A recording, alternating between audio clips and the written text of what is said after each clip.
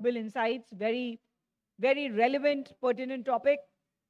Building an inclusive AI future, which requires large-scale skilling and reskilling to bridge workforce gaps, whereas government initiatives are focusing on digital and vocational training. So this is what the panel will discuss on.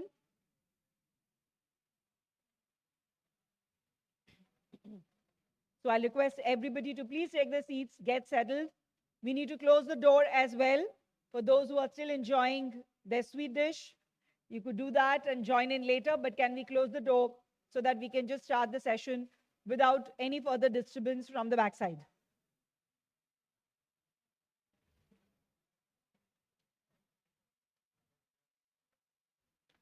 So for this session, ladies and gentlemen, we have with us Mr. Praveen Mokapati, Director, NASSCOM, Mr. Prasad Rautrai, Founder, Zivika, and the session would be moderated by Ms. Lopa Mishra Jana, Principal Operations AI and HPC Research Center, IIT.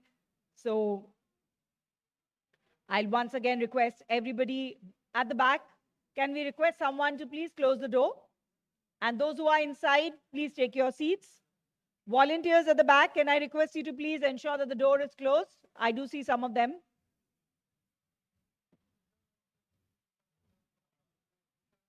We'll remove one chair. Yes. All right. Ladies and gentlemen, once again, in case you had switched, if your mobile phones were back in action mode, I'll request all of you to please put them back in silent mode again post-lunch, because we're about to start the session. Without any further delay, let's invite the panel on stage with a round of applause from all of you. Mr. Praveen Mokapati, Director, NASSCOM, Mr. Prasad Rautrai, Founder, Zivika, Moderator, Ms. Lopa Mishra Jana, Principal Operations AI and HPC Research Center, IIT. As they take their time to join us on stage, I'll take this opportunity to introduce each one of them. Mr. Praveen Mokapati leads the AI Charter at NASSCOM, India's apex trade body for the as the head of the Telangana AI mission. He's spearheading the development of the AI ecosystem in collaboration with the government of Telangana, while also driving engagement with several other states, including Odisha, Tamil Nadu, and Rajasthan. At NASSCOM, he supports the growth of over 140 AI startups and steers the Generative AI Foundry program, nurturing more than 60 Gen AI startups through partnership and enterprises and investor. With nearly 20 years of global experience across India, the US, and the Southeast Asia, his career spans entrepreneurship, venture capital, and corporate innovation, including the founding of 2 subsidiaries of a German tech MNC and scaling 25 plus startups across multiple sectors. We have Mr. Prasad Rautrai, Founder, Zivika, at a time when human capital management is undergoing a seismic shift with the rise of deep tech in HR, the emergence of freelancing talent, and the need for multi-domain expertise is on the rise. And Mr. Prasad has been at the forefront, driving transformation across borders.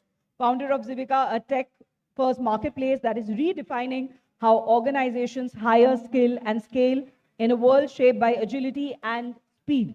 Zivika is a bold attempt to build a single stop-box solution that addresses the needs of hiring, skilling, and startups alike. Operating across the US, Canada, India, and the UAE, he envisions Zivika as a made in India for the globe story, an EdTech, HR tech interconnect that powers the new world of work. The session will be moderated by Ms. Lopa Mishra Jana, a seasoned innovation strategist, Principal Operation at the AI and HPC Research Center, IIT Bhubaneswar, where she steers high-impact initiatives in artificial intelligence and high-performance computing. Also, General Plus Partner at Pontac Ventures, actively contributing to deep tech startup investment and cross-border innovation acceleration. With over 17 years of experience across national and international organizations, she has held leadership roles such as CEO of TiEcon at IIT Hyderabad, CEO of Entrepreneur Park Bhubaneswar, and her work has been instrumental in building and scaling National Innovation Hub, particularly in AI, robotics, and hardware ecosystem. I'll request Ms. Jana to take this session forward.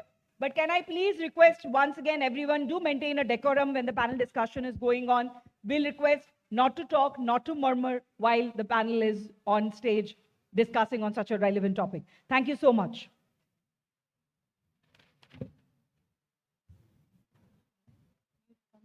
They have place of pictures. No.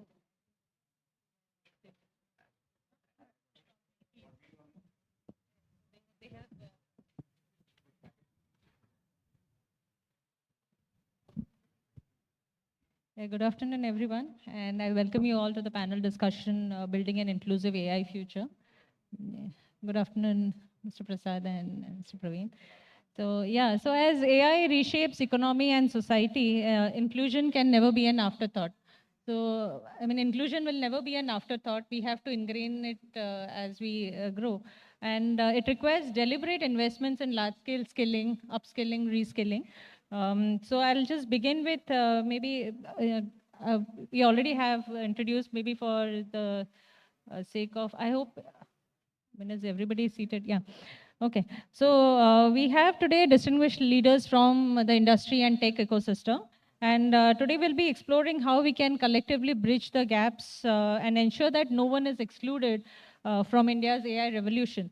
So I'll start with you, Mr. Praveen. And going to this industry perspective, if we see NASSCOM has been a key architect in India's digital and AI skilling landscape. So coming from NASSCOM's vantage point, what do you think is the current status of AI readiness in India? And where do you see are the largest gaps? I mean, when I talk about largest gaps, do you see that the Indian graduates, mostly they are not fully industry ready or fully employment ready? So what do you see are the key barriers and how can we bridge these skilling gaps, especially for the AI and emerging technologies, what I would like to ask you. Right. Thank you. Thanks for asking that. So from a data and AI demand perspective, in terms of professionals that are capable of solving or meeting the industry's demand, today the demand is roughly around 650,000 professionals. And I think from an ASCOM perspective, basis the studies that we have done, that the supply is roughly around 430, 440,000. So there is a gap. And again, with the advent of generative AI and the kind of subsequent waves that we are seeing, there is the gap that is only going to increase. From a projection perspective, we see the demand of AI professionals to double by 2027. So roughly 1.2, 1.3 million professionals is what India needs. Clearly, this is only going to grow. And when you look at 2030 kind of a scenario, we don't want to be in a situation where the demand is so far ahead of the supply. And hence, obviously, from that perspective, any initiative that NASSCOM drives is keeping that objective in mind. How do we meet and cater to the industry demand? Now, the demand from industry is one. And of course, we also want to sort of operate with the understanding that there's going to be demand of industry that is catering for profit initiatives as well as catering to government projects, where government also is a huge consumer of AI, is how we eventually would like to project. And Odisha, for that matter, and some of the state governments that we worked with have demonstrated keen interest in adopting AI into their own fold. So there is demand all through coming through. And then this supply of talent is obviously very important. So from a larger masthead kind of initiatives, NASSCOM has NASSCOM Future Skills as an initiative, which provides a lot of different kinds of courses for various kinds of professionals, right from early stage to advanced stage. These are some of the things that we do. Now, the talent, I think, to your other question on employability right after graduation. So India's broader digital tech employability perhaps is around 40% or something such. Maybe you can talk about some of the models that you must have deployed for non-metro cities, if maybe that would help us understand how is NASSCOM helping. Sure, I'll get to that, of course. Now, when we look at the employability rates, and one of the use cases that we're trying to solve together in partnership with Vodafone's shared services arm was to sort of look at how can talent in their call centers move from onboarding, day one onboarding to peak productivity. And they had a roughly around 3 or 3.5 months kind of a timeline for that productivity to be attained. Now, obviously, they want to reduce it, and so does everybody. And oftentimes, we see that graduates that are employed are undergoing a lot of training on the job for a subsequent amount of time before they are job ready. Now, these are obviously gaps that we see. And one thing which we tend to see as a potential challenge is because curriculum tends to lag the needs of the industry. And that is simply because industry and academia aren't talking enough to each other. There has to be a lot of representation of industry on the boards of various educational institutions, or for that matter, from the boards that are constituting the curriculum that is necessary for the specific subjects that need to be instructed to the students across varying levels. Now, that is the lag that needs to go. That is one of the things that needs to be told. While the other thing is on the curriculum side, while curriculum, let's say good curriculum is there, students don't seem to have an experiential nature of how they practice those skills and eventually become job ready. Knowing the skills is one, and being able to solve the problem is another. So there's a lot of meta skilling which is also required, an ability to be able to navigate the different challenges that are there in the workplace. And these are some of the issues that we see, or challenges or barriers in terms of readiness to be able to meet this particular demand from the industry. So some of the things that we've done from an experiential learning perspective is, let's say, a partnership that we've done with Wells Fargo or with a Capgemini in the past. We've said, okay, if there are use cases that are available for students to solve, and typically challenges of this kind have attracted 15 to 20,000 students that apply. Now, there are multiple stages requiring students to come up with an approach note. Let's say, how do I, as an individual or as a team, how do I want to solve this problem? Or let's say I'm through to that round, I'm given a Jupyter notebook, and how do I build a POC for that particular use case? So they are able to apply those skills and eventually get to a place where they're getting selected through that process. Now, what becomes very interesting in this model is suddenly enterprises are seeing that, hey, this is job-ready talent that has gone through a rigor of a challenge of that kind. And more importantly, from an ASCOM perspective, we are sort of evolved a platform that allows for students to experience some of the real world problems that some of the enterprises are talking about. Now, these are ways in which we have employed this. To the larger masses, we have run what is called AI Pathshala. These are online platforms, and we do this fairly regularly. Once in a month, we bring in experts from different sections of the society doing different kinds of interesting work. We've had a researcher studying bird sounds, trying to decipher what the birds are trying to talk. To some of the work that is happening in the agentic AI space, for example, today. Now, these are experts coming in, and a lot of student developers, there are professional developers. All of these are listening to all of these programs and trying to understand through these processes. And then there are offline workshops that we've been doing across the country, multi-city workshops. And I think having all of these individuals interacting with each other and having this whole community engagement bit is also extremely crucial, because they learn from each other. That's also possible. But then these are, it's obviously not going to be solved if just we were to do this. So there's a lot of support and a lot of partnerships that come through, when we are to address this gap that exists. But clearly there are these gaps that will increase going forward. And I think we need to sort of step up. And I think partnership with governments, partnership with the Odisha government that we have, and so with the various other state governments, we really see that this gap and the need and the intent to support the reduction of this gap is now going to be a reality very soon. Absolutely. Thank you. So I'll move on to Mr. Prasad, who is the voice of entrepreneurship here. And you're closer to the ground when ground realities of building AI products. So my question to you is, what talent challenges you face when hiring roles, especially for, hiring for AI roles? And if you can impress upon like what is being taught in the academia, and what are the gaps that when generally students get hired. So what is that gap that you think should be bridged? And also, do you think that industry comes with a specific mindset that needs to be some basic knowledge or basic tools or basic skills that these students should have? Maybe if you can shed some light on that, it will be good for the audience to pick on those lines. Okay, so let me divide your question into two halves, and I'll answer the second half first, which is the skill gap part of the story in terms of startups or the AI part of the story. I think first thing, we should be not be so overwhelmed with what's happening as AI, right? I think we must pause to see what are the, if you can have a little bit of noise, if you can have the little noise, so as my colleague said, there are this top 500 companies who are really working around the AI part of it. But I'll go back to the first slide that was showed about the kind of opportunity that, let's say, land of Odisha, for example, or the Eastern India has. So give you a statistics here. We were told that 50 crore people stay on this part of the India. And out of which I would say if 50% are 25 years below, so we have 25 crore people here.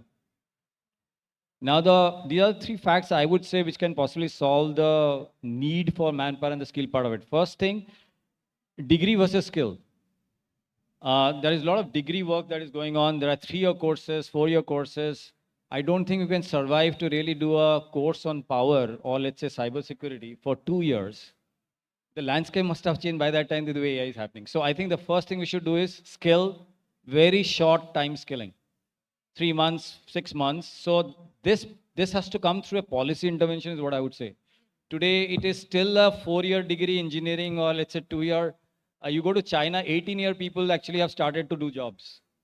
And the job life period is 18 to 35 to 40 years. That's about it.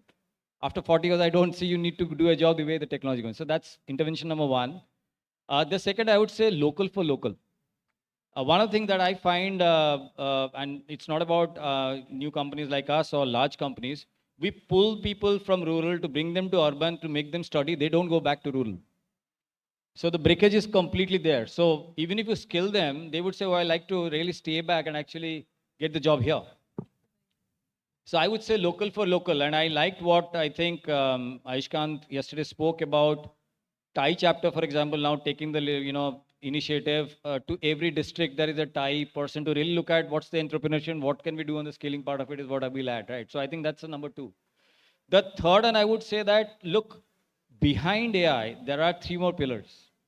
We are talking about AI scaling, but before us, there was this session about data centers. Now, the number of data centers will come, will lead to number of data center capable people, for example. That's even a bigger gap.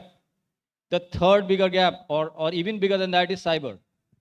With the industrial IoT coming in or the AI coming in and the layers of connectivity world happening, you'll have a cyber ecosystem really pushing you through, right? So that's, I think, another large layer of ecosystem that really needs to be developed.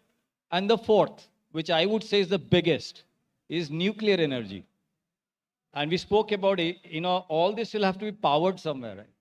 So think about from that angle, there is power sector skill gap, there is cyber skill gap, there is data center skill gap, there is AI center skill gap. This has to be divided into a local grid.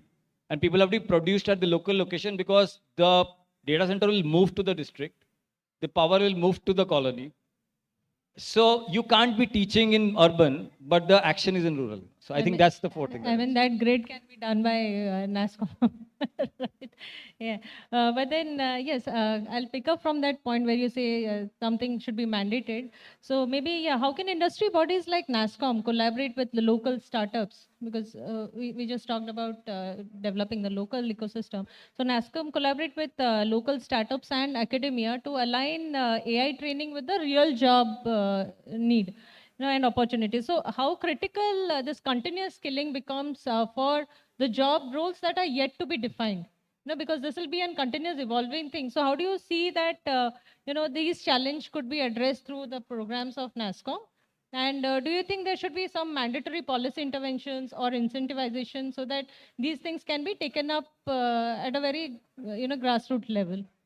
Yeah, so I think I like what he's talked about, micro credentials, right? Essentially, that's how we see those small snackable kind of content, which is sufficient enough for enough amount of upskilling that is necessary across all of that value chain that you talked about, right? And it's important to have that kind of a flexibility that's allowed for students in the academia to be able to couple that up with the existing credit-based framework that they have. And once you have those micro credentials getting recognized as a part of the normal credits, and that sort of creates that possibility for students to go beyond the convention, and that is where the lag that I talked about earlier on, which curriculum is typically behind what the industry is. Now there is no course on agentic AI, let's say, from a curriculum perspective, but then that's where everyone is heading into. What is the content that's available? Are students getting skilled enough in that space when the opportunity is so immense? Are they going to be left behind? No, obviously that is a challenge. Now, if we were to have a possibility from a policy perspective which allows for some of these micro credentials, it could be defined in some kind of a credit-based format that fuels back into the standard number of credits that somebody has to accomplish or achieve before attaining a degree. Now, again, it's debatable whether degrees will still be relevant some years ahead, or just bits and pieces of these different snackable content or these credentials or micro credentials across from various different schools around the country can constitute a degree. It could be a possibility going forward. But I think from that point of view, it is important to sort of look at it from that lens. You mentioned startups, and I think startups that way are, at least to our understanding, are chasing the forefront of what innovation is. From their perspective, most of the startups around the country know what it takes and what they need to be able to do, but they oftentimes lack a few things. Access to market typically is the main problem, and if they want to grow inorganically, access to funding becomes an issue. And then, of course, from a data and AI standpoint, there's an access to compute issue. And then there are certain emerging hubs around the country where access to mentoring also becomes a crucial aspect, and all of that is part of the whole capacity building that needs to be done. Now, from an NASSCOM perspective, there's enough and many forms of enablement to startups that we tend to provide. We tend to be employing a lot of care and concern on the technology side because we don't think they are lacking. There's enough access to technology to startups. But I think from a business and a GTM perspective, there's often a lot of struggle that startups see. And that is really where a crux of and a bulk of our efforts are placed in order to achieve that particular gap. Like they say, it takes a village to grow a child. It actually takes the complete world to help a startup grow. So this ecosystem is evolving, and I'm sure, with organizations like NASSCOM, it will definitely be taken up. To you, Mr. Prasad, inclusion in AI is not just about who learns AI, but also whose problems AI solves, right? So how can startups or organizations, for that matter, ensure that they are building AI products for the underserved communities? If you can talk about or mention some examples where you have seen that, solving this underserved users have converged into a strong business opportunity. Some examples, if you can cite. I don't know about examples, but I would say AI right now has the potential to cut that grid for sure in terms of inclusiveness. Like I was talking to someone, because we do an agentic AI recruitment platform and we process 10,000 interviews a month. So we have used it to our benefit. But if you look at, first, the language system has to really evolve, because if you look at our country, 7%, 6 to 7% is actually all English model, right? Beyond that is Hindi and local, right? So even if you want to apply an AI, fundamentally, you need the Odia language to be first coming in the LLM system and the ecosystem to really go deeper. So I don't think that construct is yet to be there. So one opportunity would be that how early we can go into that level so that the fundamentals of what works in, let's say, a particular urban ecosystem, how the rural can gain. So that's one inclusive model, and local entrepreneurs can definitely gain out of that kind of opportunity. The second one, I would say, I would still apply this to on the education part of it, right? And I'm a strong believer that this is a moment where our education system has to possibly see a new birth, because the kind of skills that you need right now to look at the new jobs that are coming to help build the AI as a complementary rather than replacement, which people think, we'll have to go back to absolutely grassroots levels. But again, I would say that we should not be thinking that this is like a national anthem. AI is not a national anthem.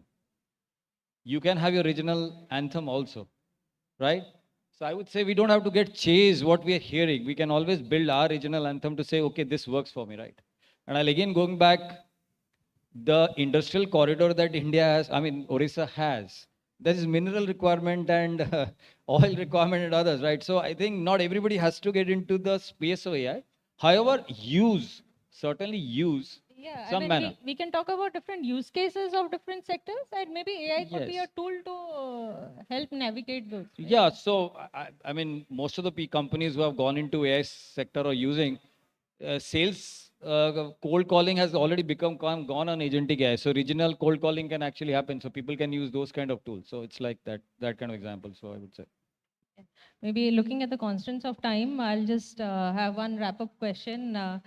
I mean, this has been a question which everyone is asking. Will AI create more job than it displaces, and especially in the Indian context? And also, maybe if you can talk about, anyone can talk about what critical shift is is it that we need from policy, academia, or industry perspective, so that our goal to skill this 50 million Indians for AI economy by 2030 is actually achievable. Maybe. Yeah, probably start with the second one first. And I think the biggest shift is the mindset. I think all of us have to have a very bold and ambitious mindset of what India should be when it's 2047. And unless we are able to think bold, creativity and the ability for us to come up with ideas in terms of how we'll be able to realize that vision will not come through. I don't think we are bold enough and courageous enough to work against the tide, the system that we are all amidst the society.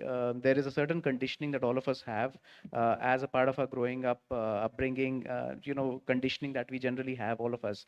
And I think that also disallows many of us to sort of look at ways to be very creative, and that sort of differentiates the innovation hubs that are in India vis-a-vis the ones that are in the valley, for example, just the way mindset is. And I think across the policy, across academia, innovators, industry, everybody has to have that kind of a big mindset shift in order to be achieving that lofty vision. Sorry, I forgot the first question that you had.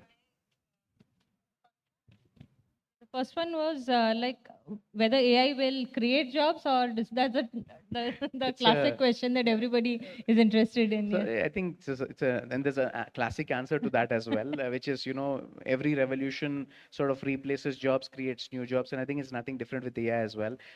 We are seeing a lot of onset of new types of job roles that are coming up, which we did not see, let's say, 5 years before.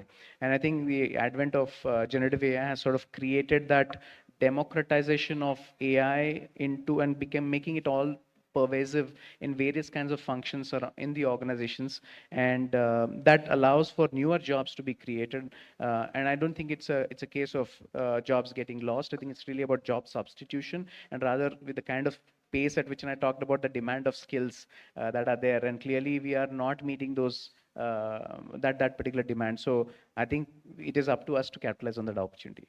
Would you like to add? Yeah, so I think the only difference here is this is not a reskilling, upskilling situation. This is a new skill.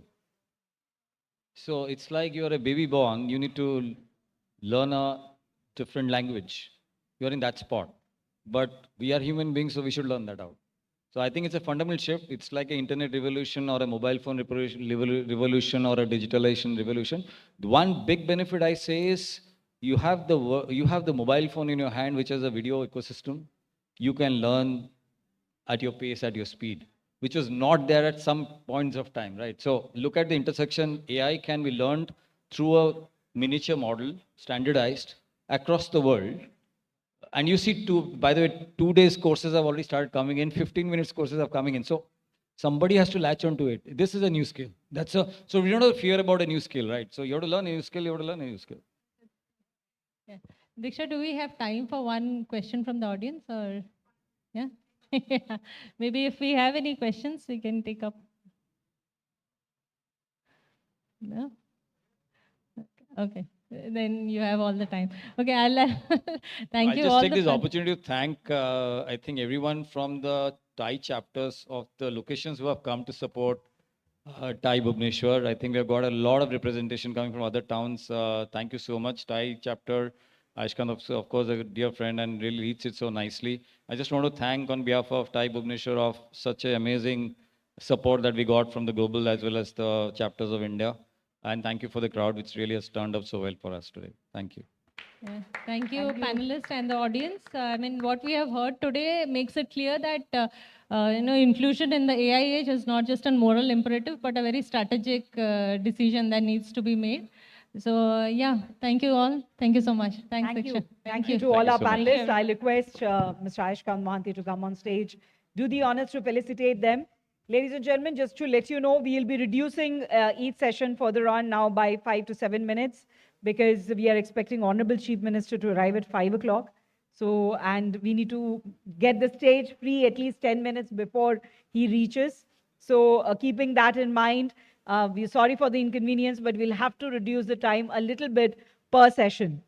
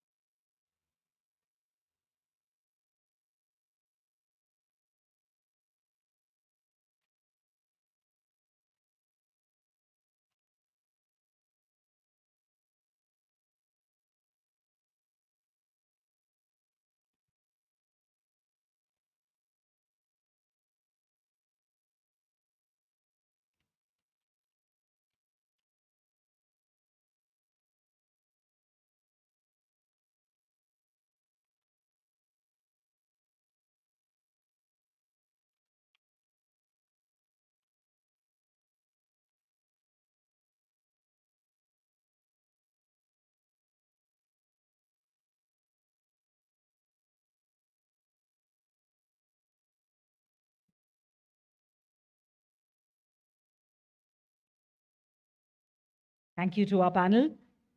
So before we move to our next panel discussion, which in fact is a masterclass, we have a startup success story that we want to bring to the fore. We have with us Mr. Raja Mishra with his startup Mythica. He is in fact a visually challenged startup founder for Mythica, and his startup is an accessibility startup. I'll request Mr. Mishra to join on stage and quickly talk about his startup here. It's a startup success story that we are featuring here. And then we move to some MOUs and then the masterclass. So can we please welcome Mr. Raja Mishra? Is he here with us?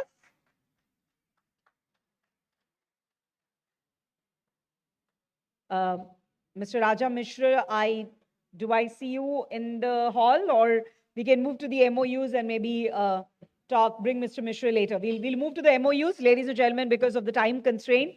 So the first MOU exchange is between ESC Odisha and Hitachi MGRM for collaboration on knowledge partnership. So that is the first one. And from the Electronics and Computer Software Export Promotion Council, I would like to invite on stage Dr. Ashwini Kumar Rathore, Regional Chairman East, and Mr. R.K. Mishra, Nodal Officer East. And from Hitachi MGRM, I would like to invite our President, Mr. Deepak Mittal, and Mr. Parthasarathi Mohanty, Senior Vice President. Can we have all the four gentlemen on stage here, please, for the MOU exchange?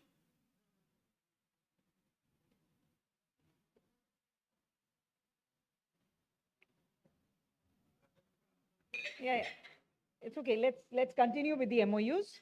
We have to stick to our time schedule.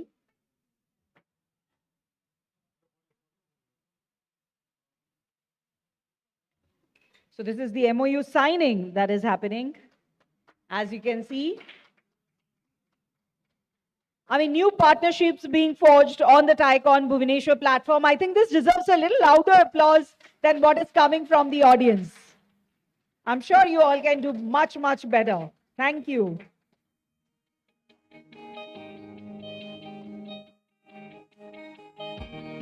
These are successful outcomes that you can say of TiEcon Bhubaneswar 2025.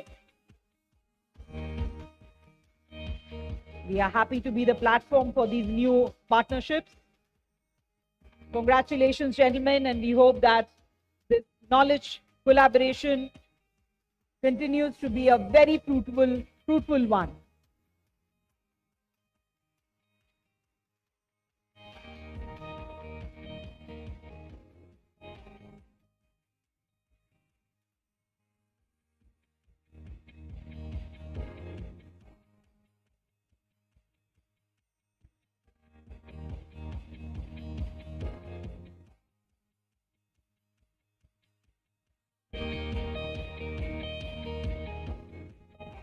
Thank you, gentlemen.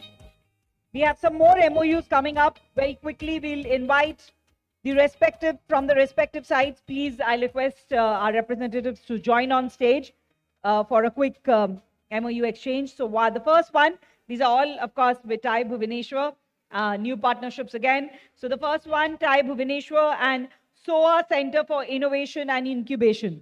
I'll request both the parties to join on stage for the MOU exchange from TiE Bhubaneswar and SOA Center for Innovation and Incubation.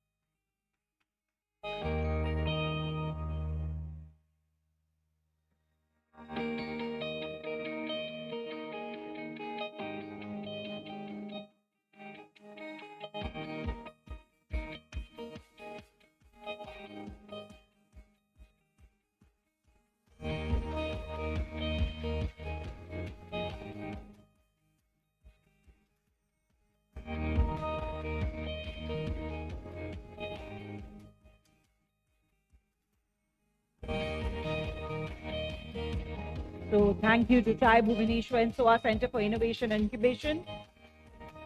Congratulations for this new partnership.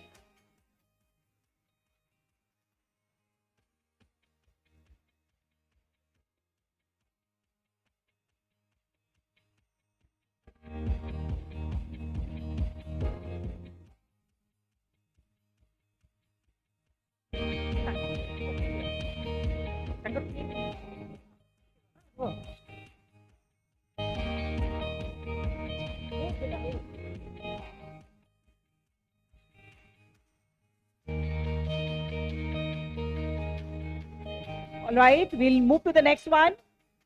The next one is TiE Bhubaneswar and Odisha Assembly of Small and Medium Enterprises. We'll quickly request the members to please join on stage. TiE Bhubaneswar and Odisha Assembly of Small and Medium Enterprises. OSME. We have the members from both the sides.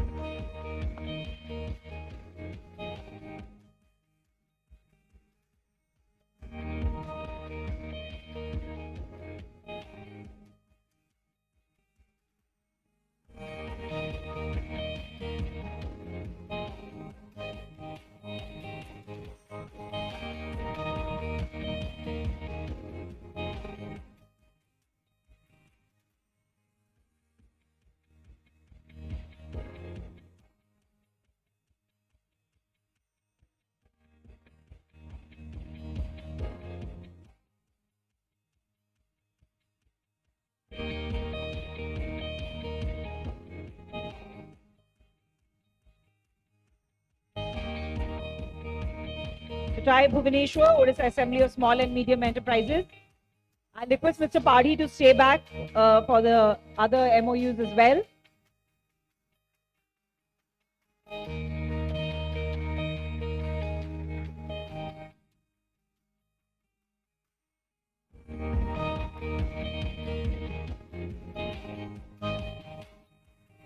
So I request Mr. Padi, if you can please stay back from TiE Bhubaneswar. The next one will be with IIT Bhubaneswar for a research and entrepreneurship park. Okay, the next one would be AIC C.V. Raman College of Engineering Foundation. AIC C.V. Raman College of Engineering Foundation. I request the members to please quickly join on stage. And then the last one will be with TiE Colombo.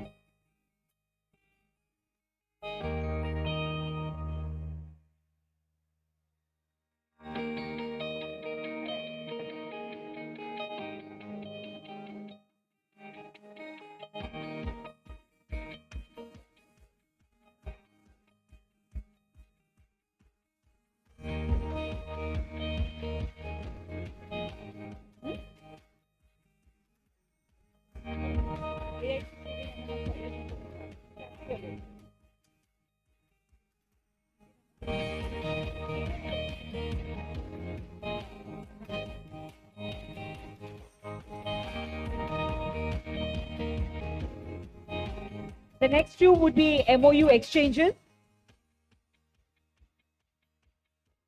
The next two would be MOU exchanges. So the first one will be with Nalanda, the team of Nalanda and TiE Bhubaneswar.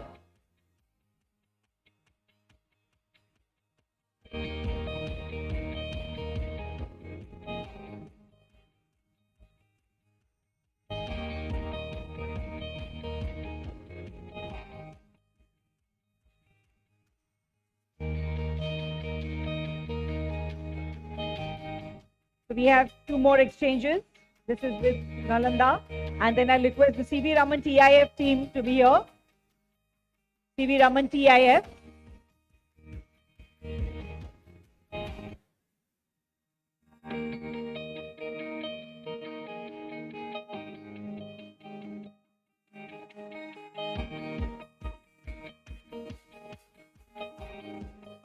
Ladies and gentlemen, it's not like if I tell you that you have to applaud for these partnerships, only then you would. I request all of you to cheer for these new partnerships as we continue doing these exchanges. The next one would be with C.V. Raman TIF team, followed by with TiE Colombo.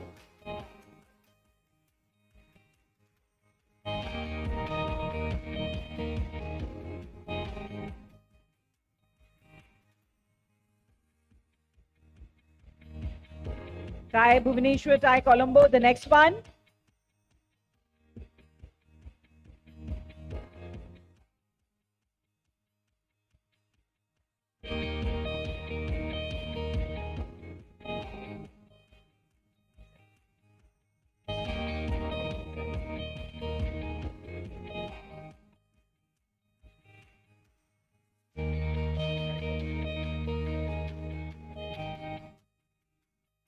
All right, for the last MOU exchange, we have TiE Bhubaneswar, TiE Colombo here with us. And then we quickly move to our startup success story and then the masterclass.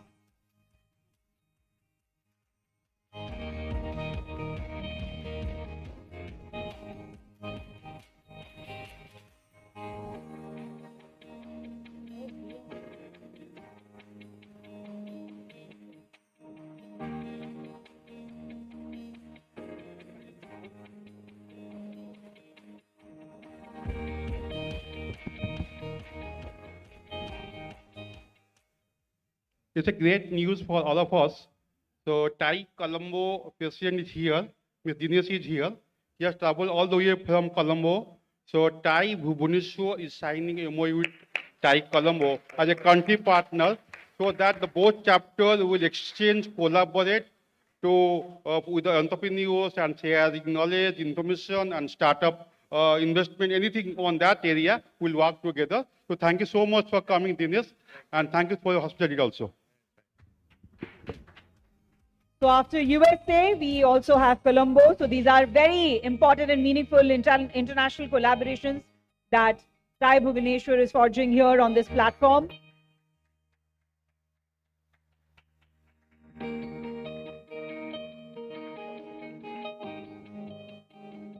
We are hoping this will give our local entrepreneurs a much needed platform in the international markets as well.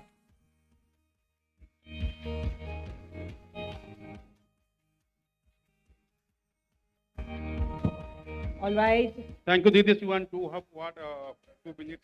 Yes. So thank you, AK, for doing this. I think we discussed this as a plan, and that's what we wanted to do, is to actually collaborate, exchange between entrepreneurs of Bhubaneswaran with Colombo, be able to do mentoring sessions, look at joint investments. So we have a kind of a series of stuff that we would love to do, and I'm so glad that we were able to do that. And thank you for working with us on this. Thank you so much. Thank You're welcome. Thank you so much. I'll now quickly invite, I'd already introduced Mr. Raja Mishra from Ithaca, an accessibility startup and the Visually Challenged founder. I'll request him to please join on stage. Let's applaud his spirit and let's give a big round of applause to him as he joins on stage to talk about Mythica.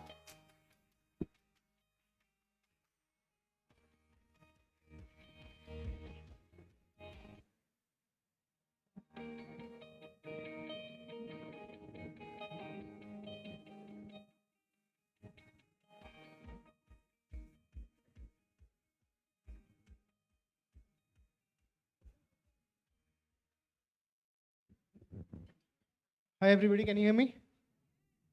So I can't see, so I have to hear that some response from you guys. Thank you. So let's start by just connecting the previous session, wonderful session about AI. So accessibility, the way technology is advancing today in our times, I believe there is a huge use case for AI being a major disruptor for the improvement of lives of persons with disabilities like me. I'll just give you a quick demo of how I really work. I use something called Screen Reader, which often helps me read out things which otherwise you guys would be reading visually. So this basically reads things out. And that is how I'm making my notes as well. Are you guys with me thus far? Okay. So what I'll do is I'll not sit, I'll just stand, talk. It's way more comfortable. Okay. So, okay, my screen reader is helping me with all the details. Now let's talk a little bit about how human evolution is connected to accessibility. So earlier on, I was not really visually challenged. Earlier on, I could see. And the transition from someone who could see to become blind has helped me understand where technology really can bring in disruption. That's the first thing. And how it is not just a thing for people with disabilities. By the way, there are 1.6 billion people in the world who have some or the other disability. That's a huge market. I run a startup called Mythica Technology, which is focused on accessibility technology and IT-related work for people with disabilities, where they can be engaged and empowered through education and employment. So this particular company is a testament of what can be done in this particular sector. We have been working on various things from electronics for people with disabilities to AI-related disruptions that can make their life better, including navigation and a few other things that we are currently working on. Mythica, a little bit about it, is Asia's first certified disability-owned business enterprise. We were very recently certified by a US-based organization that works with various companies, the top 150 companies in the world. And we have been honored as the first company which has got the certificate, which has done all the relevant exercises. But Is it all about innovation? Is it all about technology? Because that doesn't seem like the complete picture. The larger picture is what you do after you complete the work. How do you connect to the market? How do you really make things happen? And that is where ESC has been a major help to us. Under the able guidance of the leadership at ESC, Ashwin sir, RK and his team, and with a grand vision of Odisha's IT leadership, the Honorable Minister, the Principal Secretary sir, Honorable MD sir, and Ashok Panda sir, who has been the mentor for our organization, we have made a lot of progress with regards to how an accessibility technology company starts and where it can really go, what it can do, not just for people with disabilities, but for a larger universal audience. It's my honor to speak about this particular thing that, as I was telling, accessibility is still a very untapped market of 1.6 billion people. That is more than the population of India, and that's a pretty big number as per United Nations. So thinking about Odisha as the accessibility technology hub of the world, we can make a lot of things happen. We can get a lot of employment, empowerment, and accolades for the state. So with that, Jai Jagannath, it's an honor being here. And let's bring accessibility and deep tech together to help humankind evolve. Thank you.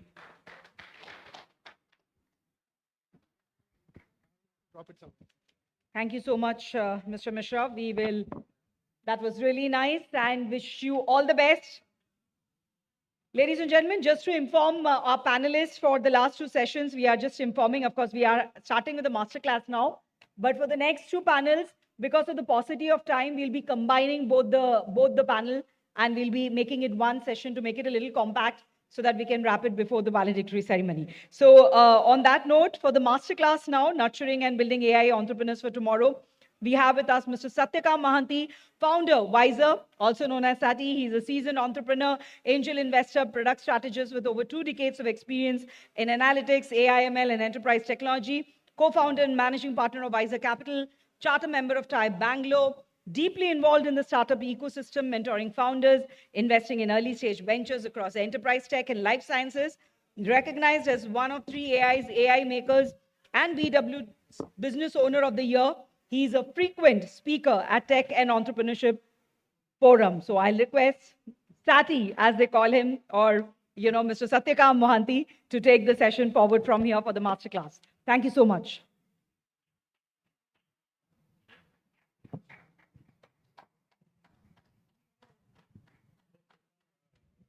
Yeah, he wants us to click on it. Yeah.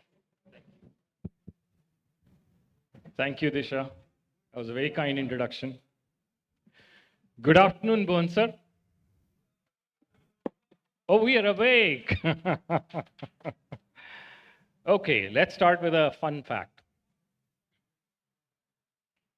We, all of us in this room, are the last generation of humans that was born smartest on this planet. Let that sink in. The last generation of humans in 100,000 years of human existence that was born as the smartest thing. The child that is born today is going to be the second smartest thing on the planet. Tell me why. Something more is happening. Come on. Sorry? Artificial intelligence just went smarter than us, right? So there is a revolution unfolding all around us, quietly, but certainly, right? And it's an industrial revolution.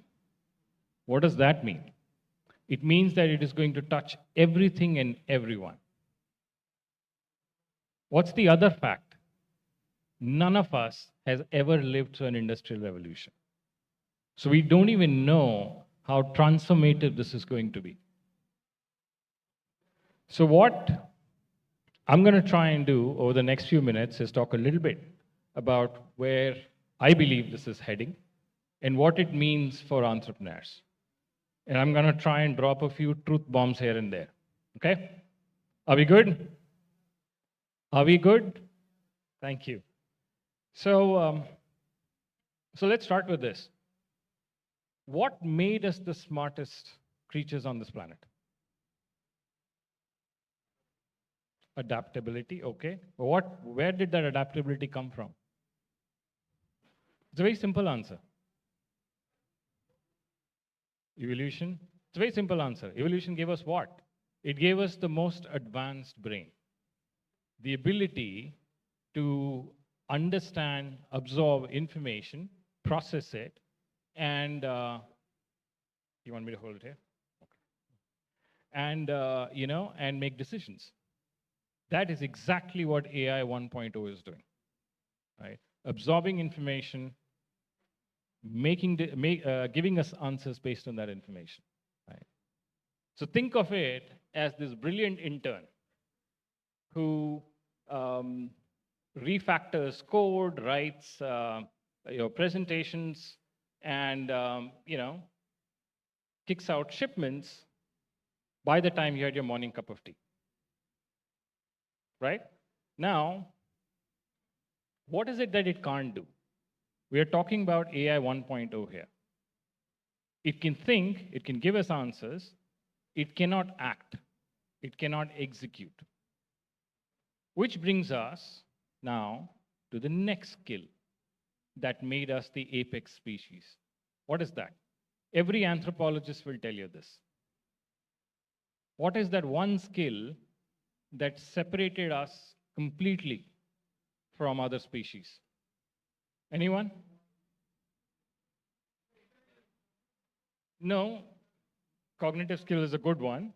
Intelligence is an ability, but skill, we are talking about a skill. Learnability, okay. What anthropologists will tell you, right? The one skill that completely separated us was our ability to make and use tools. We're the only species who can make and use tools. Okay? AI 2.0 is exactly that. So the intern in AI 1.0 just became your COO. You're still the CEO so far. So you're making the decisions, right? But what the agentic world, which is your AI 2.0 does, is it takes your goal, breaks it down, finds a team of agents, assigns them things to do, and then takes the decisions. And, smiles and says a polite thank you, stay out of my decision making, right? By the way, there are great examples here, right? So if you think about what Amazon and Flipkart are doing, I took that example of, things changing overnight. So in e-commerce, they have millions of SKUs. And they are literally changing product descriptions, upgrading them overnight, hundreds and thousands overnight, right? Agents are being deployed as we speak. In fact, I had the opportunity to test out the public version of Tatwa's Omni Agent. And I was like, I know AK's told me that there's a nice agent, but I'm skeptical by nature. So I'm testing it. I'm trying to confound it, but it's not confounded. I use multiple languages. It didn't get confused. And you should try it out because it's right here. Now, obviously, I tested the public version, which is the generative version. I'm sure the agentic version can do a lot more things. It's happening all around us, right? So it doesn't stop there, by the way. AI will step out of code. It will step out of interfaces. It is already stepping into steel and servo motors. Now, who is thinking Terminator 2 right now? No one? Good. I am not either, right? But think robotics, think drones, right? convergence of technologies is happening. We heard Partha say that yesterday as well, and we are seeing it, right? We had a drone company here yesterday. We've seen drones, and you'll wonder, they've been around. But drones are now getting autonomous. That's the fundamental difference. From automation, we are moving to autonomy. That is the hallmark of AI 2.0, right? So bottom line is this. For us humans, the question is no longer, what will I do as we move into the future? The question is, what will I decide? Because AI will come now with the ability to both decide and act. So the guardrails we set are going to be very important. Which brings me to a little bit for the techies here, right? What does it mean? It means three things. It means data goes out of documents and into decisions. And this doesn't mean just PDF and Excel, right? This is telemetry data, right, from vehicles and machines. This is video data from cameras. So all kinds of data. Second, interfaces will move from forms to prompts and then to automated workflows, autonomous workflows, right? The third thing, super important thing, guardrails, right? It means that we have to step out of policy documents. We have to step into human-in-the-loop configurations. We have to have AI governance layers built in, because otherwise you'll get terminated too, which you don't want, right? So if you think about it, the summary of all of this is that we are moving into a future where AI will coexist with us with a seat at the table. It is no longer going to be the tool that we are used to that will obey us mindlessly, right? Because there is a degree of autonomy that's coming in that we associate with sentient beings. And that's an important thing to keep in mind. What does this mean for entrepreneurs now? Okay. So before I get into that, I am going to talk a little bit about the context in which I will share what I'll share. We are sitting in India. The good part about it is this is the first industrial revolution that we are not catching up after decades. We're right there. The not so good part is we are resource constrained, right? So if you think about it, we have a fraction of GPUs, fraction. India is currently deploying somewhere around 30, 35,000, of which if you look at the top tier H100, H200 NVIDIA ones, there'll be maybe about 14, 15,000. Meta alone deploys 300,000, right? Data centers, our installed capacity right now is about 1.3 gigawatts. And our ambition is to triple this in the next 5 years. But guess what? North Virginia is sitting on 5 gigawatts today. US will add 55 gigawatts in the same 5 years. China is not too far behind, right? So we have to operate with these constraints. What does that mean? It means that if you look at the layer of opportunity available to build in, which is, foundational technology, infrastructure and tooling, and then all of the vertical applications, our play really becomes the vertical applications. Because while I talked about the constraints, the two opportunities that we do have, one is talent pool. On the talent pool, we are not too far behind, right? Our talent pool is a little bit more skewed towards developer talent pool with AI skills, right? But a little low on the researcher talent pool, which we have to obviously, do a little bit of catch up. So if you take that, that's one. Second is opportunity in size as a market. The complexity of language, right? That allows us to build that something that others won't have. Foundational LLMs struggle with Indian languages. We know that, just because the corpus of data doesn't exist. Now, if we can solve for some of these, we create advantages for ourselves in our own country. So that's the opportunity. So if you think about it, therefore, the summary of this is our opportunity lies in the vertical spaces, in the application spaces, far more than it does in others. Now, it's not stopping us from trying to crack it, but that's where we're more likely to see success. So in the context of that, there are really only 3 viable options for all businesses, by the way. 1, you build AI. 2, you build with AI.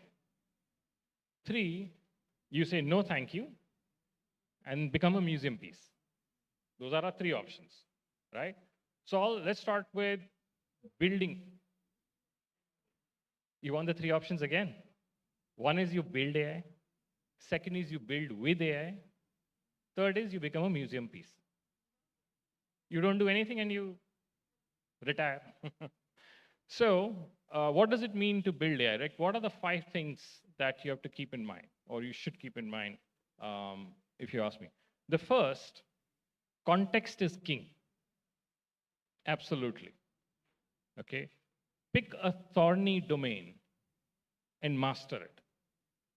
Don't go after the shiny model. Okay? The messy context is going to be your moat, not tweaking the model. Okay? Second, data. Think proprietary data. Generate it, and if you can't generate it, partner with somebody. But try and build proprietary data. If you say, oh no, I have access to the world's data and information through OpenAI, those 8 standard kids who were here yesterday on the stage, they have the same access. So that doesn't work, right? Third is validate with customers. Super important, right? And this is an age-old advice. It's got nothing to do with just AI or agentic AI. If you're building any form of product or platform, always validate with customers during the build process as well. Right. 4th, business model. Right. Look at the business models are going to change. Commercial models are going to change. Right. Pricing is most likely going to be outcome oriented. So you have to think in terms of number of returns reduced. If you're a e-commerce person, or look at maximizing, for example, your fill rate, right? And then the last one, guardrails, right? Think about rate limiting. Think about human in the loop. Guardrails are super important. The other thing guardrails do is they also make you enterprise ready. Okay, enterprises don't buy just because you solved something and you're at a good price. You also have to be enterprise ready. That means they can use you within their environments, and guardrails are a super important part of that. If you're building with AI, not very different. First, find where the mess is, right? Wherever there is greatest friction is your greatest opportunity, right? So think shipments, think inventory management, right? Second, look at doing POCs, okay? Look at doing quick POCs. Where would you do quick POCs? Look at places with greatest amount of quantity and reversibility. So pricing, for example, right? Third, data. Clean up your data. Everybody's got bad data. The best organizations in the world have not been able to solve it. But focus your efforts on things that you want to take a crack at and solve for that. Make it a little bit cleaner. Fourth, train your humans. Train your humans to coexist with AI and to work with AI. And to do that, you have to reward the right behavior. So you have to reward their ability to improve the agent, not to hoard the information and therefore try and save their job. That's not going to work, right? And lastly, track outcomes. Track outcomes, see what is working, where's the ROI, and scale accordingly. Okay? We have great examples of both of those. We know Ola has Krutrim. Krutrim has launched an agent called Kriti. What does Kriti do? Kriti has taken an existing business and it has looked at the data that is out there, and across multiple languages, it now has the ability to book cabs, to place orders, and so on and so forth. Right? The other one is something we saw recently in Operation Sindoor. Do you guys know we had 100% interception rate, right, of the incoming missiles and drones? There are three components of it. Two have been talked about a lot: the missiles themselves, the system itself, the radar. The third is the AI, the Akash Tir system, if you've heard that on television, right? The ability to track, intercept in real time, right? Great examples. So, now we did option A, option B. If you happen to be in option C, say, I'm not going to do anything about it. See, look, AI is not coming to replace you. But somebody who's using AI is going to, right? And we can say, I have 30 years of experience and I know I don't really need this. It's not going to happen. Good luck with OpenAI and some 19-year-old kid in Bhadrak with an API key and a badass attitude, right? Good luck trying to fend them off. So, so what do you do? And I'm going to, just sort of come to the conclusion of this, because we got to look at time too. In this world that is unfolding in front of us, right? We don't really have an option. So what I mean by that is this: when we make decisions, one of the fundamental factor we look at is risk. The risk of doing something versus the risk of not doing something. We are past that point, and we may not realize it with AI. The risk we have to assess now is, do I do it this way? Do I do it a certain other way? Do I address A or do I address B? It is not about whether I use it or I don't use it. Okay? And, it's very simple. You start small, you experiment, and you scale as you go. Because this revolution is yours. So you can either own it, and you can build the engine, or you can stand on the platform and wave it goodbye. Right? So the choice rests with us on what we do, and on all of you on what we do, on how relevant we stay in this coming age. I'm going to stop now. Am I doing good with time? Did I manage to cut it down enough? We've run out of time. Oh, we are out of time. So is there a question I can take, or do I wrap? Actually, if it's okay, we can take questions later if we get the time. No because problem. we need to combine the next two sessions. Sorry. So thank you, everybody, for being patient. This is an abridged masterclass. I'm happy to give you, talk to you more if you want. Okay? Thank you. Yes, I'll of course request the President, TiE Bhubaneswar, to felicitate him. Ladies and gentlemen, I know we are just sort of... Thank you, Satyakam, making the day. Thank you so much for time. I know we are just rushing it up a little bit here, but trust me, if we get some time post the session, while we are getting ready for the CM session and he's arrived, we can make it informal. And if there are questions that you need to ask to the panelists or to Mr. Satyakam during that time, we can do it at that point of time. That is, we are absolutely flexible on that. In case there's any delay in his arrival and the stage is free, we can continue our discussions over the, whatever has happened. So thank you so much for accommodating. And without any further delay, we'll request the event team to quickly add, we have a total of 6 people for the next session. Event team, can we quickly put 3 more chairs? So yes, thank you. So we'll move to our, we are combining both the sessions now. So one session was one on AI and data-driven insights, transforming governance, enabling proactive public services, and improving policy making. And the other was responsible AI and new consumer economy. So what we are doing is we are combining both these sessions. So the panelists for this session would be Mr. Deepak Mishra, founder, Providence Technology, Mr. Ankit Goel, Vice President, Samagra Governance, Mr. Asit Ratha, MD and CEO, Aviva India, Mr. Manoj Agarwal, Managing Partner, C Fund, Mr. Rajat Ojha, CEO, Gametronics, and the session will be moderated by Mr. Abhitabya Patnaik, founder, Zenith. So this is the panel and the moderator. We would like to invite them on stage with a round of applause as I take this opportunity to introduce them. Mr. Deepak Mishra, Chief Executive Officer of Providence Technologies, Bengaluru-based enterprising, driving innovation, cloud automation, DevSecOps, and digital transformation. With over 20 years of experience, he has positioned Providence as a key partner for global tech leaders like Red Hat and VM and played a pivotal role in deploying India's central bank digital currency with SBI.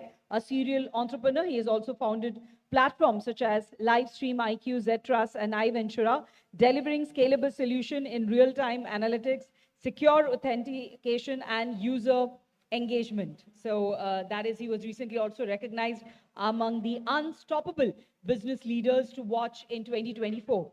We have Mr. Ankit Goel, Vice President at Samagra, mission-driven governance consulting firm with over 12 years of experience across diverse industries and geographies. He currently leads Samagra's programs with the government of Uttar Pradesh in school education and benefit delivery domains.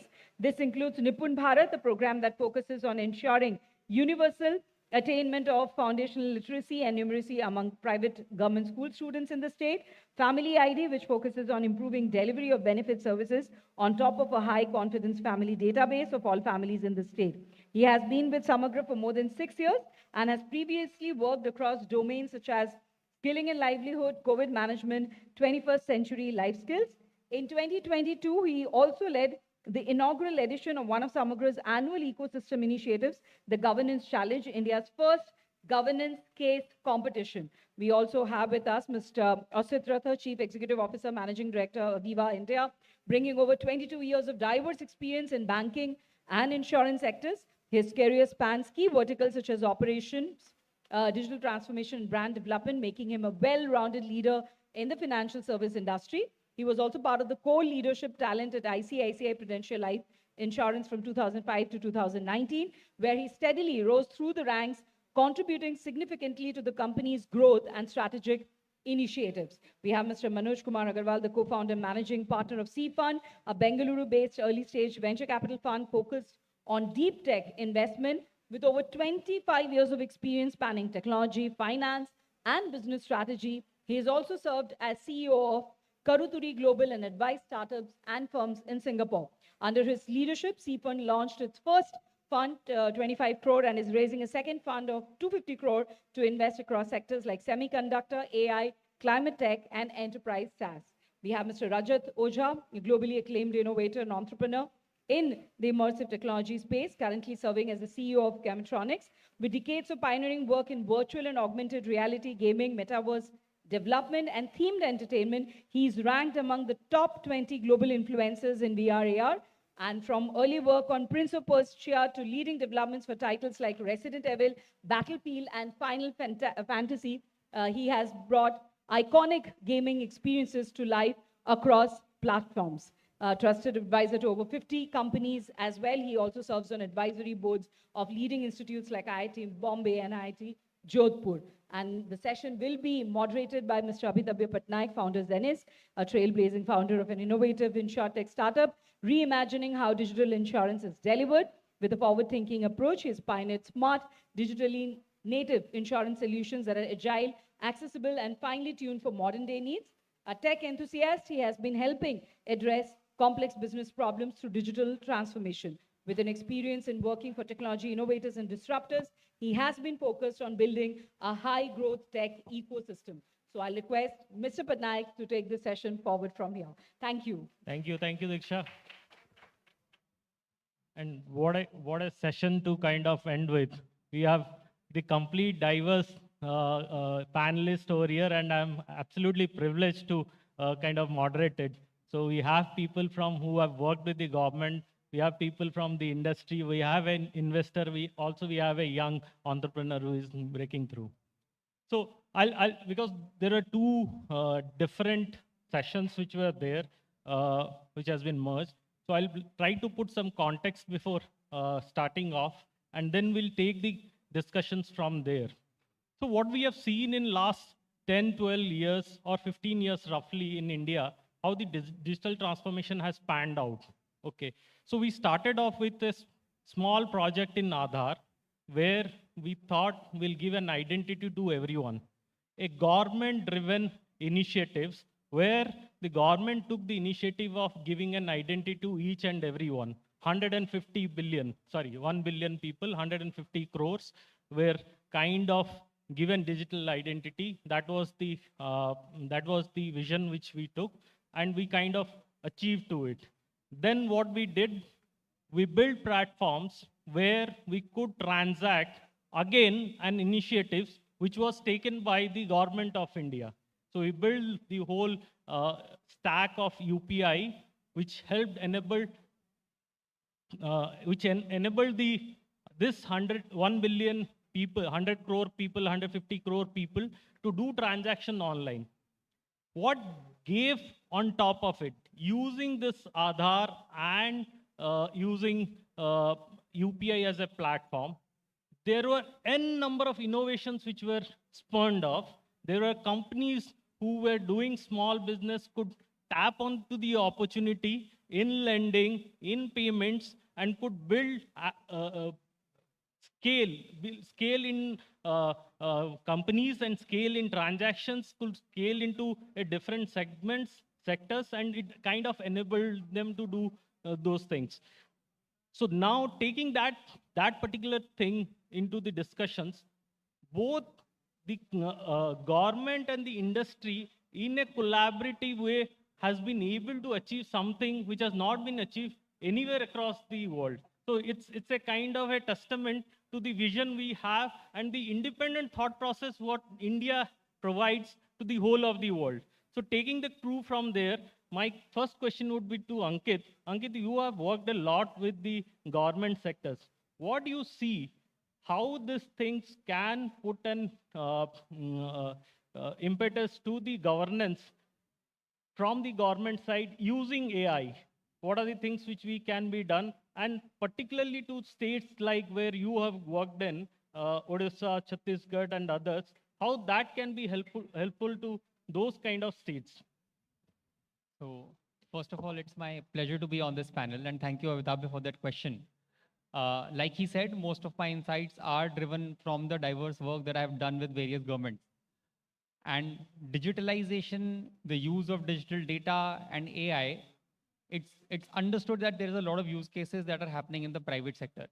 But government by themselves have been doing actually a lot of things. There are use cases across all sectors that you can think of. What I will try to do is basically just cover 3 buckets into which these use cases can be put into. Right? The first one is about proactive service delivery. For far too long in our country, service delivery has always been reactive. It's about people approaching the government for getting a particular kind of service and then the government providing that service to people. With all of the digital data being available right now with the government, can government tie it together to figure out use cases where services can be delivered to citizens proactively? Do we really need citizens to make applications, or can the government proactively identify who is eligible for a particular benefit and then reach out to them? A very good example of that would be something that we're trying to now enable in the state of UP, where as soon as a person turns 60 years of age, right, and they already have an income certificate generated, let's say, the government should reach out to that citizen through an SMS, ask for their consent, and if we get the consent, transfer money directly into their bank account for old age pension. Yeah, so that's one kind of incentive that the digitalization and AI can provide, where the government can move towards proactive service delivery. The second bucket of the reforms would be into personalization at scale, right? So take up population level problems and create individual level solutions. A classic example of that would be something that is already happening in the state of Odisha in the field of agriculture. For a very long time, we were giving farmers insights about pests, about markets, about fertilizers, And we were doing that at scale, but these were not personalized. At a village level, probably farmers would be getting the same kind of insights, the same kind of advice. Now, with all of this data at our disposal, we can personalize insights for each farmer based on the kind of crop that they sow, based on the kind of advisory reactions that they have done in the past, all of that coming together for one single farmer. Similarly, for a teacher, do we want to give the same kind of a lesson plan to all teachers, or do we want to give each teacher a lesson plan which is customized to the learning outcomes of the students in that particular classroom? So that's the second kind of personalization at scale that we're able to achieve. The third key benefit that is being achieved now is bridging the digital divide. Right? Access to information had been confined to people like us who are sitting in this room, who had access to a lot of technology, who could read and write in English, who could actually spend time with technology to go deep and find the right kind of insights. What technology is now enabling is that people who have absolutely no understanding of English, probably do not know how to read or write, can use their voice to find the right solutions for themselves, to find the right information for themselves. Right? An example would be the Kumbh Sahayak app that was used in the Mahakumbh Mela this year. It was the largest congregation of people anywhere in the planet, with some 40 crore people coming into the state, into the particular city over a period of 45 days, right? In 11 languages, people were able to ask questions about where they would want to go, how they would want to reach there. The app ensured navigation and the app ensured safety for these people at this particular congregation. People could just ask on WhatsApp a question in their own local language and get the insights that were relevant to them. Right? So these are the three kind of buckets that I would put all of the use cases into. Of course, there are all sectors that we could cover. And what remains key is that we continue focus on digital connectivity and accessibility to harness all of these use cases. So I'll end there. Thank you, Ankit. I mean, personalization at a scale, I think that should be the next buzzword for someone who is kind of building it. Mr. Agarwal, I think you come in from a investment background. You've done investment in a lot of companies earlier. So now in this AI age, what are the things you would see into the founders and the founders' company while they're building is it going to be the impact they're going to create on the larger population, or there are specific use cases which could scale? What are the ideas or 2 or 3 things which you are looking for while you are looking at investing in the companies? First of all, let me congratulate TiE Bhubaneswar for putting together a wonderful program. AK is a very good friend and pleasure to be here.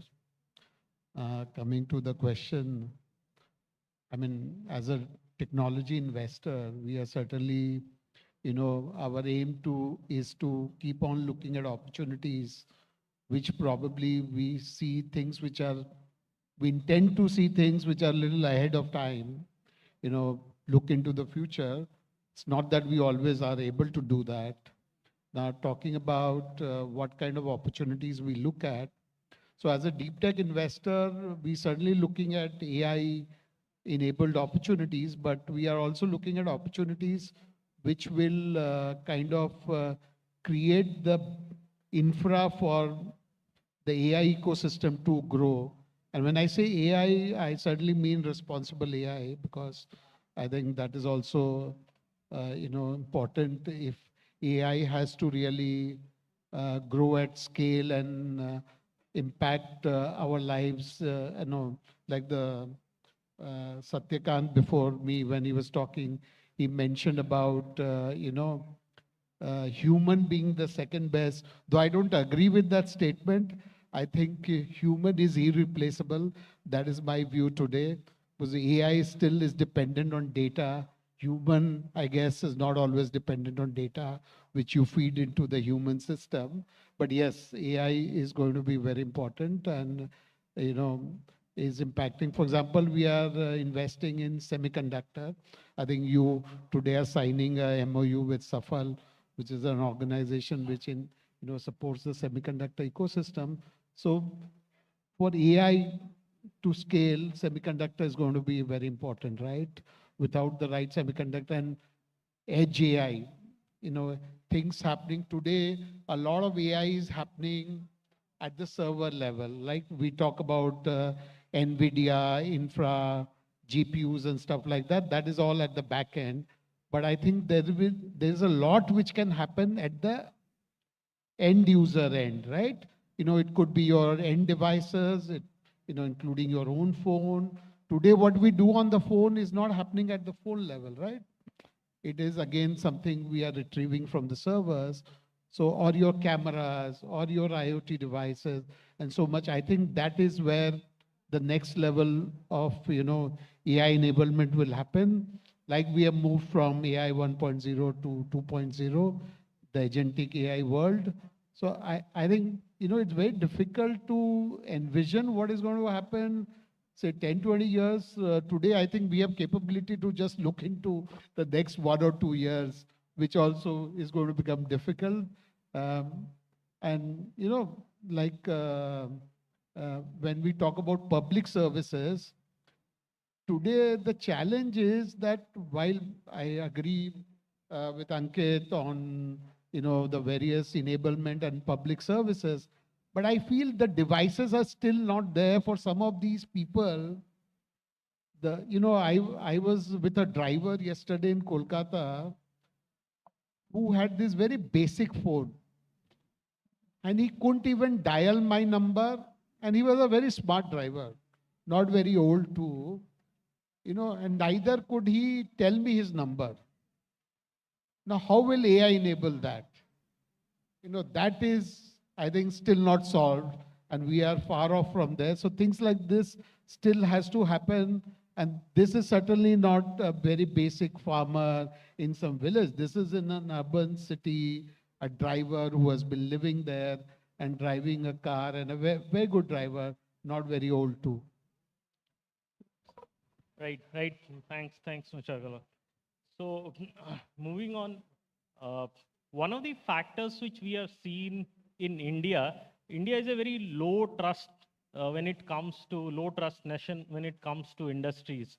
I mean, I can recollect, I am one of those guys who have worked in insurance industry, and someone would say that insurance lena hai to let's go to LIC. So I think Asit would kind of concur. So, and it has been because of the low trust factor which has come in. So, Mr. Mishra, my question to you, so you come in from an industry where, and you represent the industry.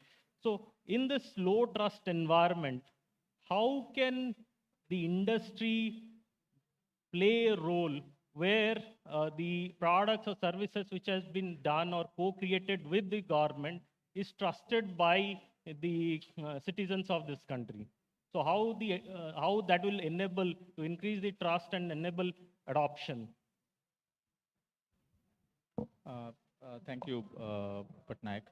So first, I would like to agree with Ankit and Manojji. Ankit talked about the rural use case. In a 1.4 billion people, only 400 million people are on digital UPI, and there are 800 million people who are still not on the digital platform. So that's the reality. I'm Deepak Mishra, building e-rupee for India. State Bank is my nodal bank, and yesterday only we disbursed Subhadra Yojana funds in Odisha. So I would like to, congratulate every Odia entrepreneur, including me, that okay, we do contribute back to the state by building a platform like this, which is financial inclusion for the rural India, and it uses the DPI, digital public infrastructure. So I will start my answer with this DPI.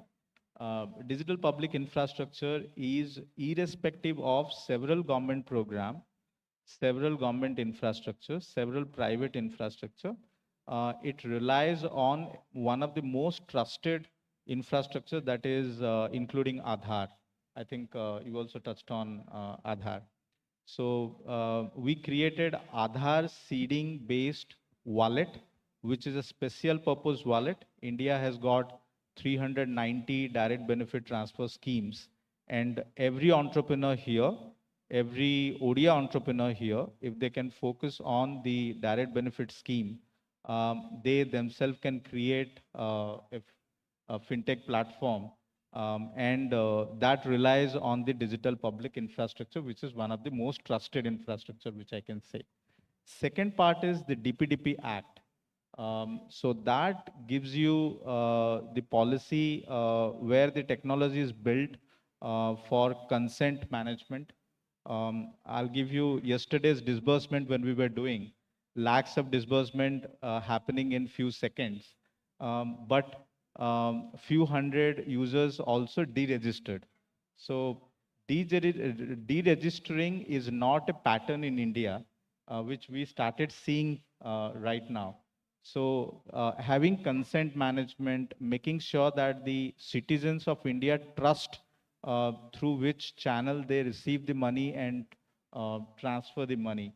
So there is a huge scope to use that digital public infrastructure, solutions. You can be a AU, KU, and several other providers and can create solutions. And this is what my company does for most of the banks. And we do rely, heavily on these kind of infrastructure, which is trusted.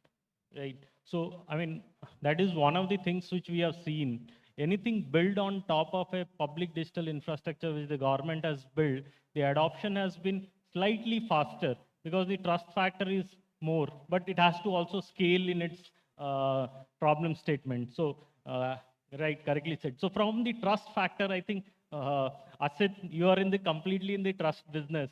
But one of the things which I want to ask you, so there are interventions which are happening at the government level, at the different industry level. In the financial sector, the biggest worry is on the privacy side. When there is adoption of AI, when it comes to the adoption of AI, is that a barrier to adoption in the financial sector? Do you see privacy a real barrier to innovations and development in the financial sector, or that could be it could be a counter to that? Maybe the innovation will be much faster because of the barriers. So I can comment on the back end of financial services. Like, for example, you see a simple health insurance product operating in the front, but the back end is very complex. There are actuarial calculations. There are financial calculations, projections. Then there is underwriting engines which are working. So the entire use case for AI will be helping us free up what needs to be done, which means who goes and engages with the customer, who builds that trust, who is there to tell a customer where when he comes to a hospital for a claim, that what are the documentation which is required, or if he comes with a life insurance claim, what kind of succession, like what is succession certificate, for example. People may not know. So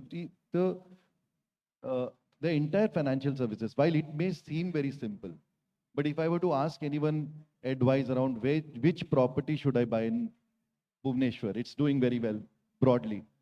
But I might be one of those unlucky investors who goes every time and puts money in properties which doesn't do well. Similarly, I might know everybody in health insurance, but end up taking a health insurance policy which really doesn't pay the claim when I most need it. So there is a lot more required in the financial services where people have to be engaged. The most educated people are also very, very poor in personal finances. If you look at how many people plan properly for their retirement, you will be surprised at the kind of numbers that we are getting thrown, while all of us are now talking about insurance for all by 2047.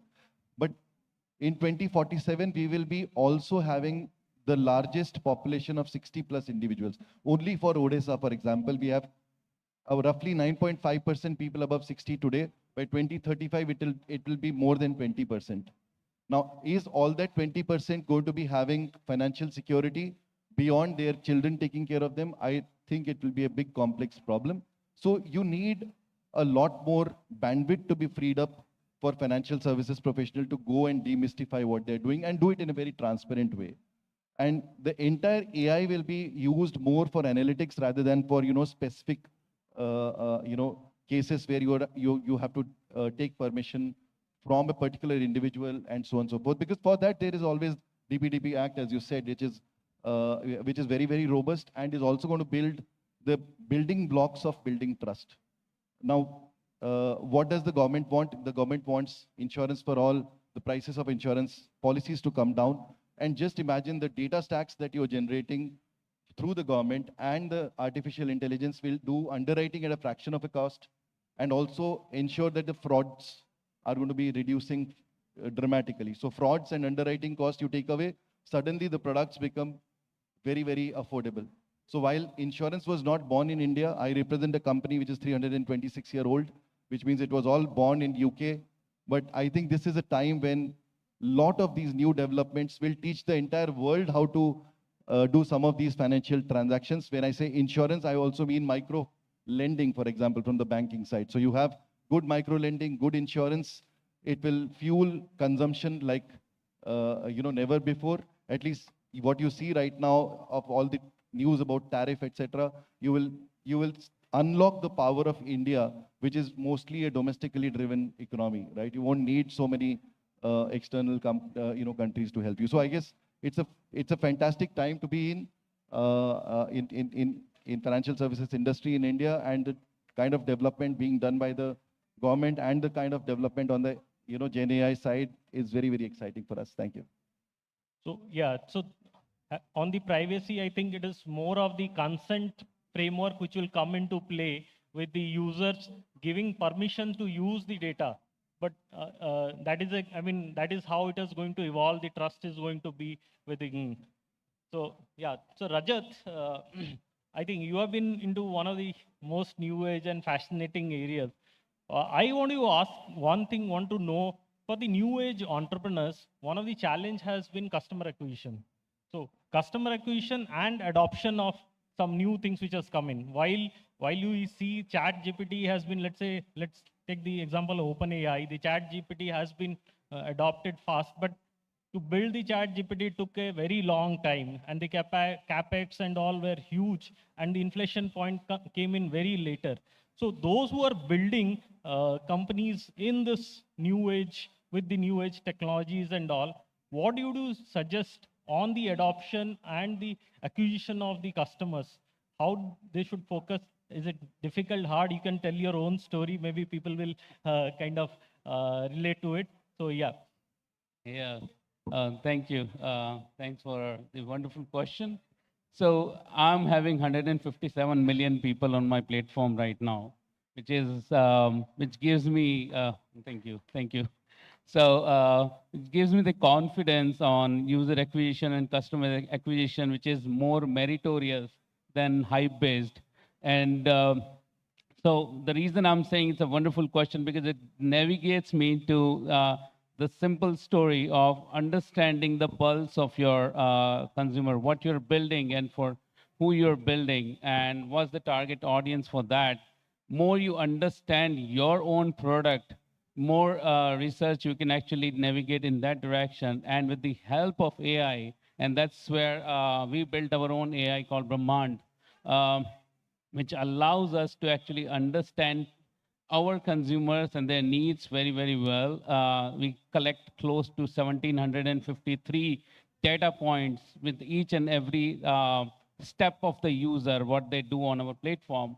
And similarly, once you deploy AI to understand your users and behavior and patterns and stuff, I think it's easier for you to understand how to actually, acquire those users, because you understand their psychology really well. And since I come from the game background, video game background, where, and we see today kids spend more time in Roblox and Minecraft versus on Netflix, right? So what Roblox and Minecraft did, they understood the pulse of the user. They deployed, let's not call it Gen AI or anything, but the traditional AI, in their platform to understand the behavior. And it's a 360-degree platform, understanding more and more of users' behaviors on the platform, And that's one of the reasons why most of the brands today, they try to be on these platforms. So what new age users can actually do, they, whatever they will do, AI is going to be the backbone of that. As we simply say that, there is the different, we are transitioning into a new world, which is completely AI. There is world before AI and the world after AI, right? And I've been fortunate in this industry, and because this industry is kind of, NVIDIA, the DNA of NVIDIA is, completely AI, the games, right? So coming back to your question on the customer acquisition part, so having clear understanding of solution, focus on your own thing first, focus on getting the research. We have tied up with the University of Minnesota for our own purpose. So similarly, find people you can actually align with or deploy the agentic AIs for crunching the data over and over again for you to give you the right kind of user behaviors, and deploy those behaviors, try out those behaviors and see where it leads to. And that is the easiest way to acquire. For the new age guys, it's super easy for them to, it's going to be easier for them. Today we pay about 34 rupees, 35 rupees if you have to acquire a customer, right? But in the world of agentic AI and the Gen AI and all, these behaviors and these costs are going to come down, because I'm going to be super laser focused on what kind of user I'm going to acquire. So I think learning, these kind of things are the quintessential things, right? You can't live without it. So you need to deploy, no matter what you do, the backbone has to be AI. Right. I think like yesterday, Partha said, AI is no more at the periphery. AI is actually at the center of everything which is there. So what we do now is kind of center of. So we have some more time. I think I'll go one round more with quick fire questions, and let's see what we can get. So Ankit, one of the things which we have seen is there are initiatives by government which has been done like in AI, like Bhashini, and there are other projects as part of the India AI stack also, which are being done. What do you think some of the low-hanging things which the governments can implement, which can be beneficial to a lot of people and help in delivery system easily? One or two things if you can highlight. I think most of the low-hanging fruits have already been capitalized on by the government. Biggest use cases, I think, came from providing people with bank accounts, right? So government started with a very few important things. They started building the right infrastructure. What they've ensured is that 99.5% people in the country now have a digital ID. 95% of the villages are now connected with high-speed internet. 86% households in the country now have a smartphone of their own, right? A lot more people who use UPI, more than that, people are actually now using platforms like, let's say, WhatsApp, right? So the basic digital infrastructure, I think, in the country has been solved for, which has already laid the foundation for a lot of digital transactions. I think that's one gold mine of information that the government now has, but has also built up this very, very strong foundation for a lot of other use cases also. So a lot of proactive benefit delivery that I was talking about will be built upon this layer of a lot of Aadhaar-based information that we have, plus this whole layer of online transactions that can be done without even knowing the person's bank account, right? Transactions can now be enabled just by knowing Aadhaar. So I think that's one thing that the governments can actually move towards very quickly. So proactive benefit delivery would be that thing. Thank you. Manoj, so from the investment lens again, so now that the compute and other infrastructures are already being taken care of by large companies, so is there any low-hanging fruit you are also looking out where to invest in and see if there are agentic AI solutions, or there are solutions which can scale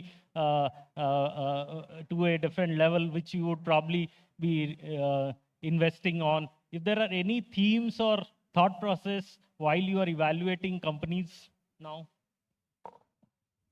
So I think one area which we still have to do a lot of work, and investors like us are looking at those, is the foundational infra. You know, you can talk about AI models. I guess the AI mission, India AI mission, is trying to see if we can enable that. Though the ones selected, I'm not sure if they still do that, the companies who have been selected for the support, but that is the intention. Similarly, I think the initiative on various other sides, like whether it is semiconductor, quantum, and different departments and ministries are working in areas where we can build foundational technology, like what US has been doing, China has been able to do, but we are still using the foundational technologies by others, but not yet able to build. I think those are areas which we as investors, especially deep tech investors, will be very keen to invest in. We are investing in like semiconductor. We have found some interesting work happening. There are companies who are doing interesting work. Quantum, we are trying to, we are seeing some initial green shoots, but I would say it's still a long way to go. So that is one area which both as investors we are looking at, but I would say the country also needs that to happen. Yeah. Deepak, with your experience in working in Odisha, what do you think are the model Odisha can take while the policy is already there and you have closely watched the policy release also today done by the OCAC team and all. So what do you see where Odisha can move and which direction Odisha can take?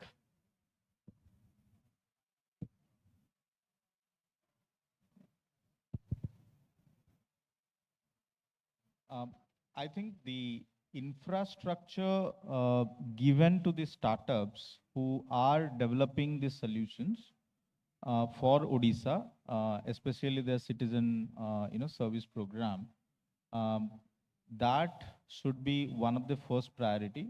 And that infrastructure need not be a mega AI infrastructure. I think that's been taken care with the existing data centers are in place.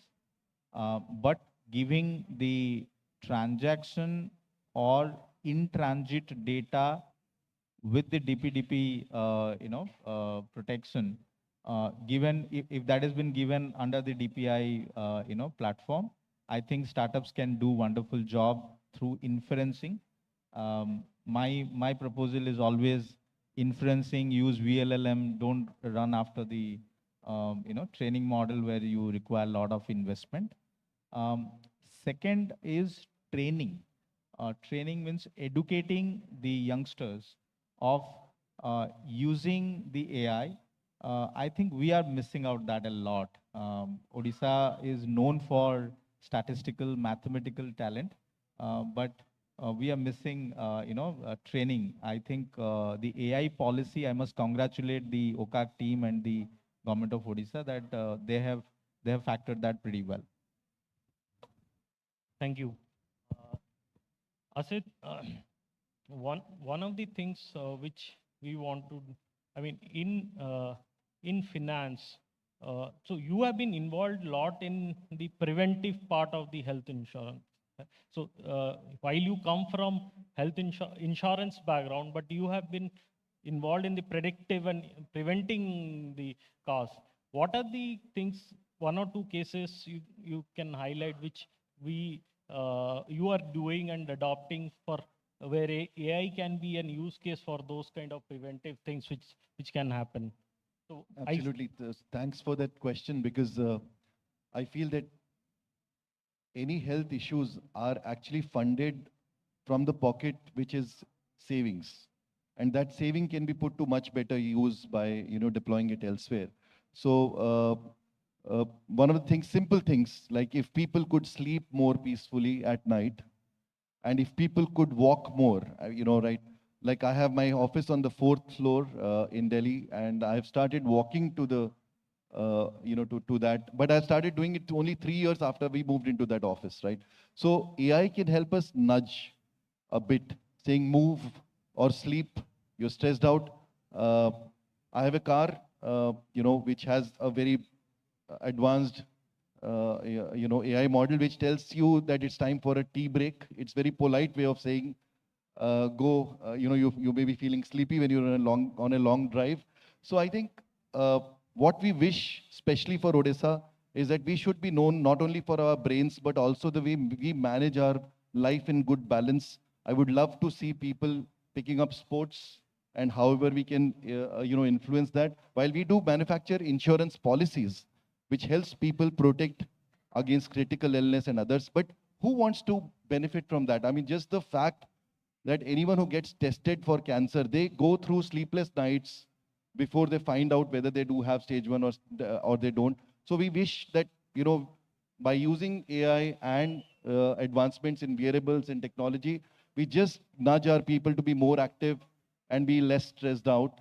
And of course, we can do much, much, much greater things together. Right, right.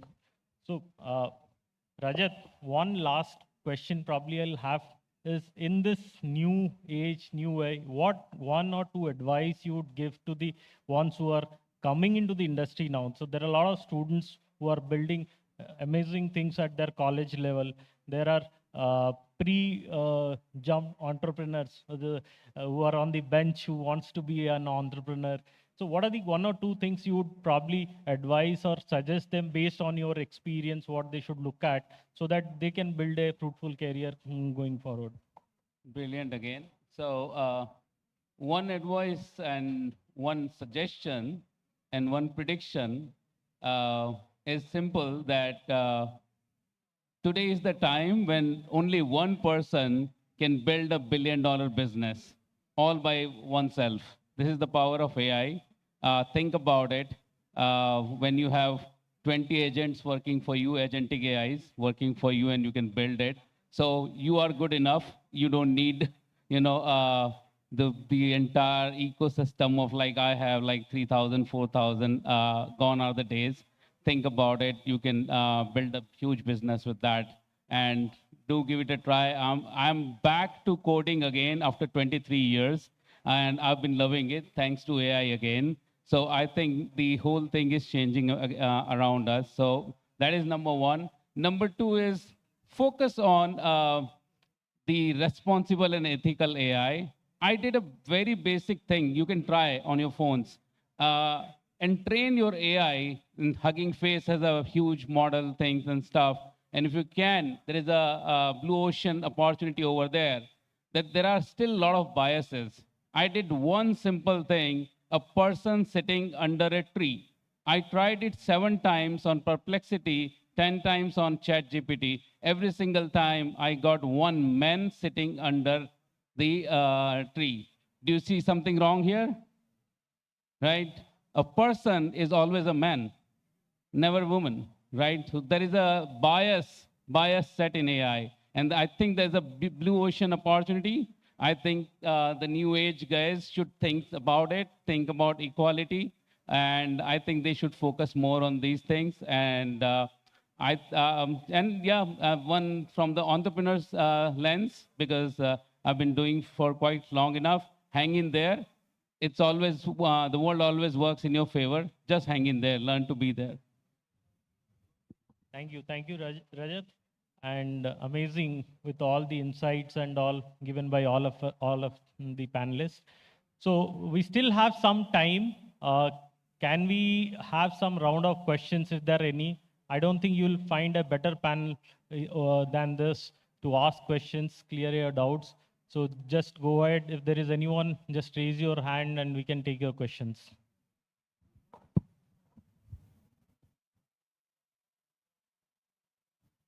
Can someone pass on the mic to?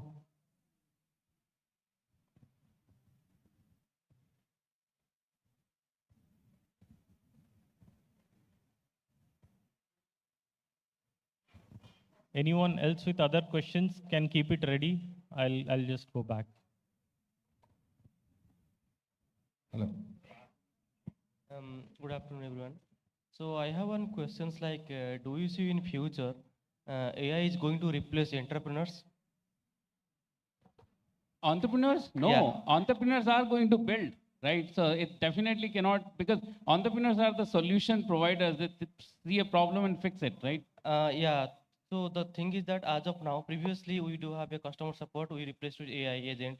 Now we have the AI agent also that can replace COO, Chief Operating Officer also. And with the generative AI, AI can think also, like whatever entrepreneurs is thinking, they can also think, right? So why can't it replace the entrepreneurs also in future? No, I think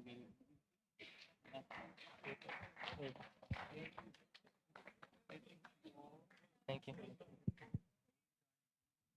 Can I take Oh, that? it will take time, probably. I don't know. I don't have the crystal lens in front of me, but it cannot because there is a You want to say something? No? Okay. So there's a difference between taking action, right, which is generally governed by somebody who has the logical implementation based on multiple scenarios, multiple options and stuff. And that's what CFO and COO do, right? They don't act. They govern the actions within the team, right? So I don't think that that's going to happen. That is definitely not the case right now. If that happens, then Elon Musk is right that you should be super afraid of AI. You know, what it can eventually do. Yeah, I think someone sitting there should be building a Optimus Prime. So, Sir, can I add a point to my colleague over here? I don't know him. Basically, my journey of 35 years, I've seen humans have emotions. Humans are driven by moods and, very, very unpredictable. But once you have generative data and it creates a pattern, then it is more predictable to follow an AI-driven engine than to follow a human being who is absolutely not predictable. We have seen enough now. Pardon me for just interjecting. No, it is absolutely correct. Yeah. Sudhir, there is a question for Sudhir. I think, can someone pass on the mic to him? Sir, I have a question. Just 1 minute, Sudhir. Put a mic.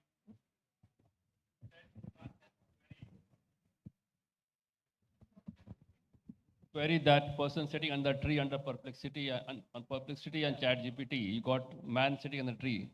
Out of curiosity, I just typed in llama and it shows a woman sitting under the tree.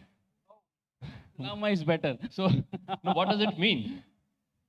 So Llama is probably training on the biases as well. So what does it mean for the users? Because there's so many foundation models, thousands of tools. How we handle this? Yeah. I mean, any input from your side? How we handle this? Anyone want to pick that question? Because two different models give totally different answers. Just picking up that illustrative example. On a simple question like person sitting under a tree.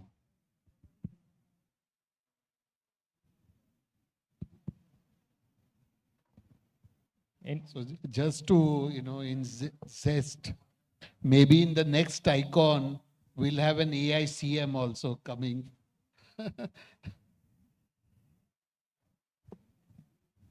Okay, I think, yeah, those biases are being taken care of. So Sudhir, I think next time there are multiple models, we'll have to find a dashboard which can give multiple answers and then collate it. Okay, there's a young kid which is there. I'll give him an opportunity and chance to ask the question. Go ahead, kid. Namaskar. So my question is, which jobs... Keep your mic closer to your mouth. Which jobs will the AI will not be able to replace in near future? Can you repeat once again, closer to mic? Which jobs will not be able to get replaced by artificial intelligence in future? Jobs getting replaced by... All jobs cannot be replaced. Or which... Okay, there is one more, probably last question we can take. One woman over there. Yeah, just one question. Answer him actually. Okay. Can I answer him? Go ahead. Yeah, what I believe that, AI is going to replace the knowledge worker, not the non-knowledge worker. Whatever work we do, it's a kind of work which we do, we need skilled worker. Let's say, we do coding. Coding can be easily replaced, but the non-knowledge worker, if you go to farming, okay, non-knowledge worker cannot be replaced with AI. So that's what I believe. I strongly believe. Even people who are not using AI would be replaced for sure. But we need to start using AI in any form in any sector or whatever age we are in, so we should start using AI. That's what I would say. So non-knowledge worker work is going to remain. Okay, so that's what is my message. Thank you all. Sorry, I think we are running out of time. Thank you all for being a fantastic audience from last 2 days, and give a big round of applause to the TiE Bhubaneswar team. Thank you, panelists. Thank you. Thank you. I'll request TiE Bhubaneswar President, Mr. Ashkan Mohanty, to join on stage and do the honors to felicitate. He's not here.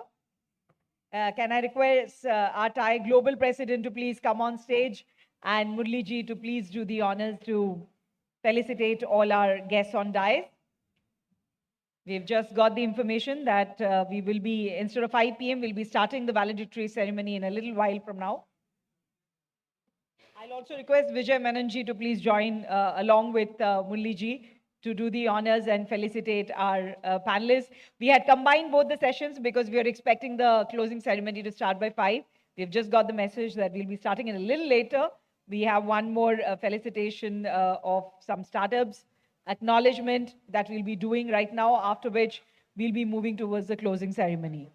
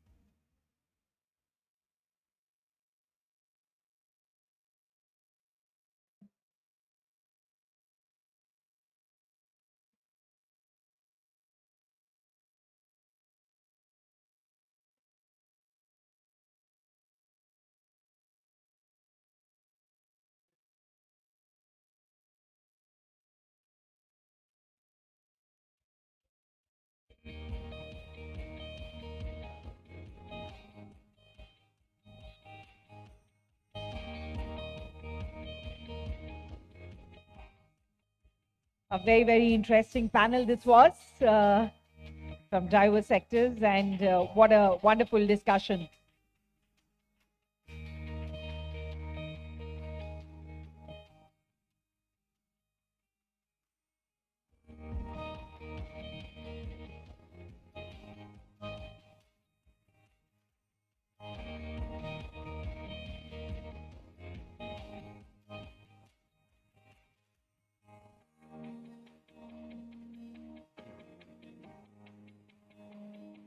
And very well moderated by Mr. Patnaik. Thank you so much.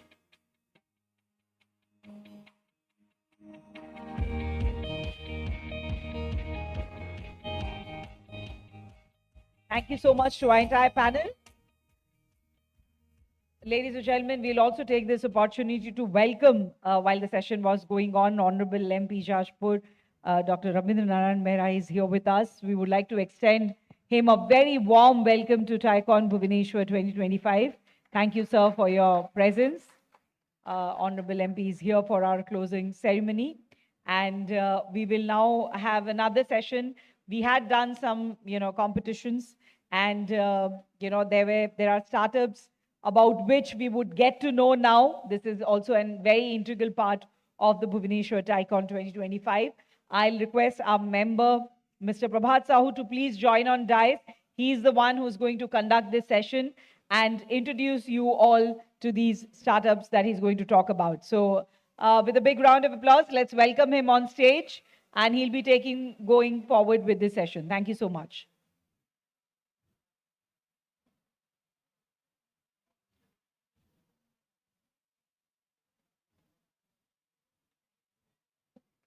Hello, everybody. I think you have been enjoying for last 2 days. And in fact, we were assessing some startup for last couple of days, maybe weeks. And finally, there are many startups applied to us. and only 10 startup has been selected.